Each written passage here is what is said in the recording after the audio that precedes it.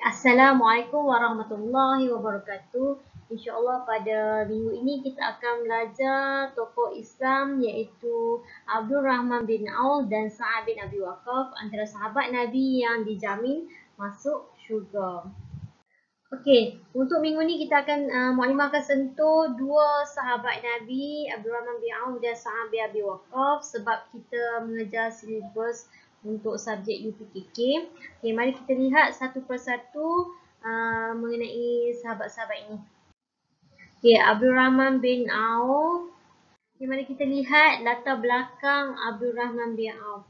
Nama penuh Abdul Rahman ialah Abdul Rahman bin Auf bin Abdul Harith bin Zuhra dan bin Kilab.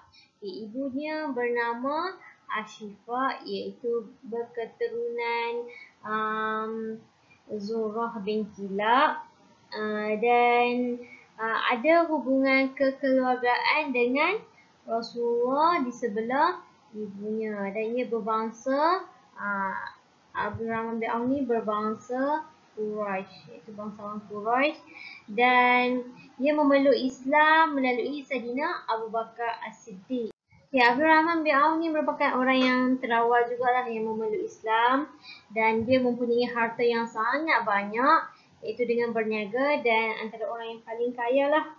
Okey, dan Abdul Rahman bin Auf ni duduk bersama dengan Rasulullah untuk membentuk diri dan mempelajari Islam dengan lebih mendalam. Okay, kayaknya dia antara sahabat Nabi yang sanggup mempelajari ilmu tentang Islam dan duduk bersama Rasulullah. Okay, antara peranan, jasa dan pengorbanan Abdul Rahman bin Auf ialah beliau banyak mendermakan hartanya untuk Islam dan umat Islam yang memerlukan serta sanggup mengorbankan nyawanya demi berjuang pada jalan Allah. Dan beliau adalah salah seorang ahli majlis syura, dalam pelantikan khalifah. Abdul Rahman bin Auf juga turut serta berhijrah ke Habsyah dan Madinah dengan meninggalkan semua hartanya di Mekah. Dan beliau juga dikenali sebagai pahlawan yang terunggul kerana sentiasa mencapai kemenangan di dalam peperangan serta suka untuk dicari ganti. Dan Rasulullah pernah memberi gelaran kepada Abdul Rahman bin Auf, iaitu orang yang dipercayai di langit dan di bumi. Okey, beliau adalah orang yang banyak memerdekakan hambanya. Seterusnya, beliau juga banyak derma hartanya, seperti membahagikan 40,000 dinar, iaitu hasil daripada jualan tanah kepada keluarga Bani Zuhrah, dan menyerahkan 500 ekor kuda untuk tentera Islam dan mewasiatkan hartanya pada jalan Allah sebelum beliau meninggal dunia. Itu antara pengorbanan yang dilakukan oleh Abdul Rahman bin Auf. Antara akhlak dan kepribadian Abdul Rahman bin Auf yang boleh kita contohi ialah bijaksana, berani, dermawan, lemah lembut, suka hormat orang tua. Okey, dalam banyak-banyak ni kamu hafal sekurang-kurangnya 3 pun dah cukup, tak perlu hafal banyak-banyak. Okey, Abdul Rahman bin Auf ni meninggal dunia pada usia 71 tahun, iaitu pada tahun 31 Hijrah. Okey, beliau dikebumikan di Madinah dan disolatkan oleh Saidina Osman. Antara pengajaran yang kita boleh dapat daripada kisah Abdul Rahman bin Auf ni adalah kita hendaklah bersifat pemaaf, sikap dermawan, berakhlak mulia.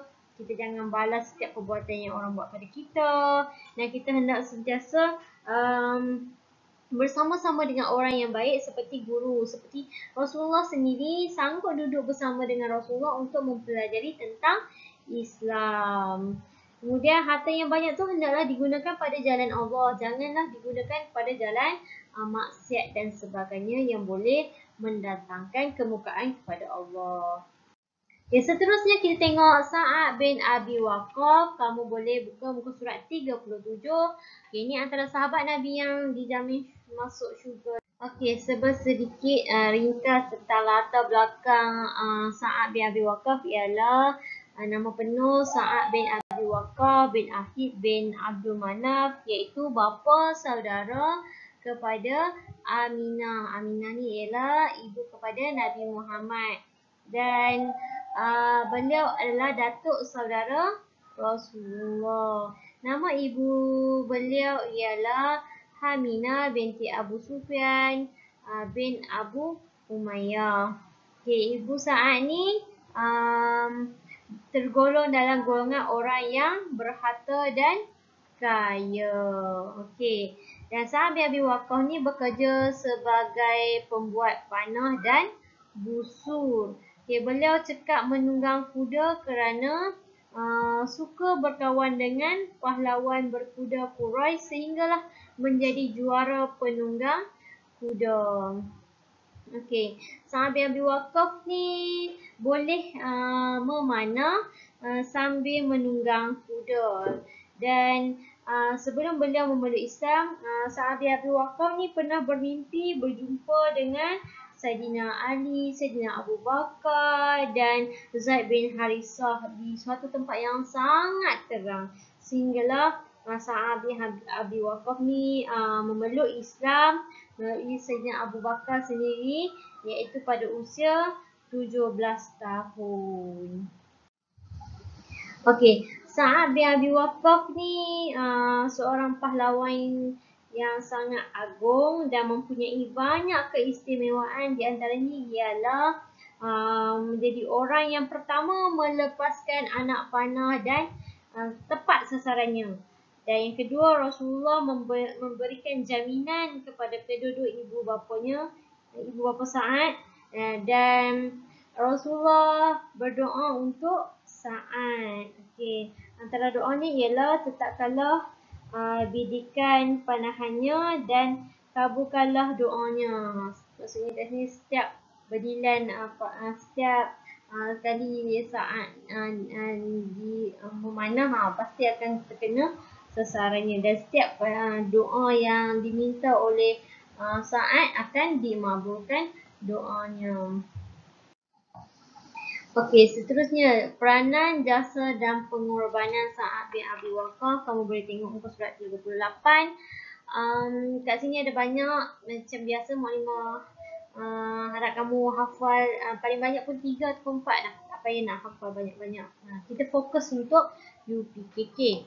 Okey, kita tengok kat sini Sa'ad bin Abi Waqqas memainkan peranan yang sangat besar dalam perjuangan menyebarkan agama Islam, dan beliau menjadi orang yang pertama menggunakan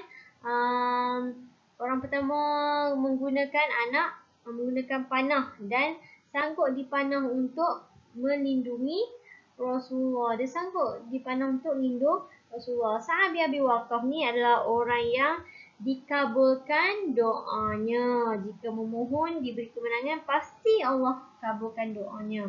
Dan beliau adalah salah seorang anggota pasukan berkuda dalam perang Badar, perang Uhud dan perang bersama Rasulullah.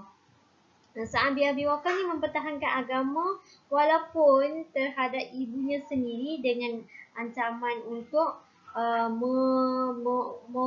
mogok lapar sehinggalah hampir mati, tetapi Sa'ad tetap dengan pendiriannya, tetap dengan Islam.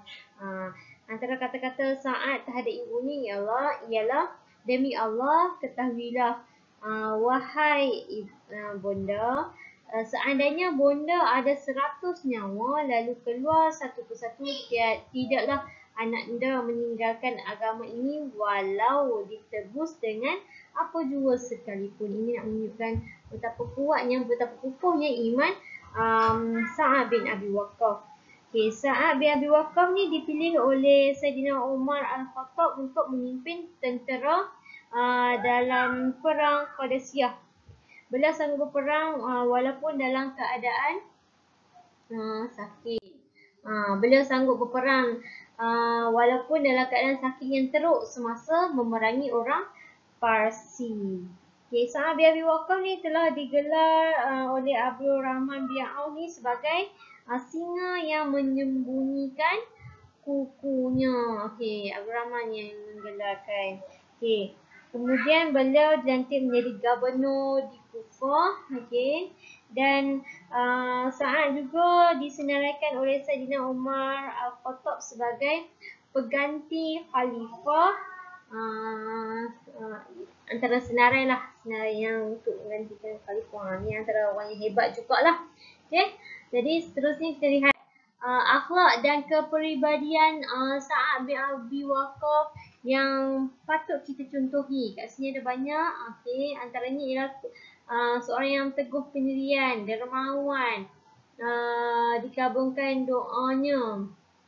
Okey, kepribadian ni berakhlak mulia, hormat ibu bapa dan kanak-kanak, tiga orang tua. Ni kamu ambil sikit sudah, ingat sikit sudah. Okey. Okey, seterusnya bila Sa'ad bin Abi Waqqas ni meninggal dunia. Okey. Sa'ad bin Abi Waqqas ni setelah bersara daripada menjadi gubernur di Kufah, beliau tinggal di sebuah kampung yang bernama Aqiq. Okey. Okey. Kemudian sebelum beliau meninggal dunia, beliau telah berpesan supaya jenazahnya dikafankan dengan baju bulu, iaitu pakaian yang dipakai ketika perang Badar. Okay, jenazahnya dibawa ke Madinah dan disolatkan oleh orang ramai umat Islam termasuk isteri-isteri Rasulullah. Dan jenazahnya dikebumikan di perkuburan Baqiyah. Okey, dan untuk pengetahuan juga Sa'ad bin Abi Waqqas ni wafat pada tahun 54 Hijrah ketika berumur 80 tahun. Kalau tadi Abdul Rahman umur 71 tahun. Jadi pengajaran yang kita boleh dapat daripada kisah Sa'ad bin Abi Waqqas ni, kita hendaklah seorang yang menjadi orang yang berakhlak mulia, pemaaf, menghindarkan diri dari perasaan dendam, bermusuh, memberi dan menerima nasihat walaupun kepada ibu bapa kita dan orang lain. Walaupun dia diancam oleh ibunya tentang mogok lapar dan sebagainya, tapi dia tetap dengan pendiriannya dengan Islam. Tetapi Sa'ad bin Abi Waqqas ni tetap menghormati ibunya walaupun ibunya mogok dan sebagainya. Okey, jadi sekadar itu sahaja yang boleh Maknimah berkongsi tentang kisah Sa'ad bin Abi Waqqas. InsyaAllah kita jumpa untuk kelas yang akan datang.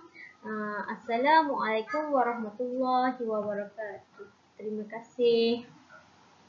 Maaf sebelum tu kamu semua boleh siapkan latihan kita pada minggu ini, iaitu buku teks aktiviti 2 muka surat 36 dan 41, dan yang kedua buku aktiviti muka surat 28 dan 29. Okey, itu sahaja untuk latihan kita pada minggu ini. Assalamualaikum.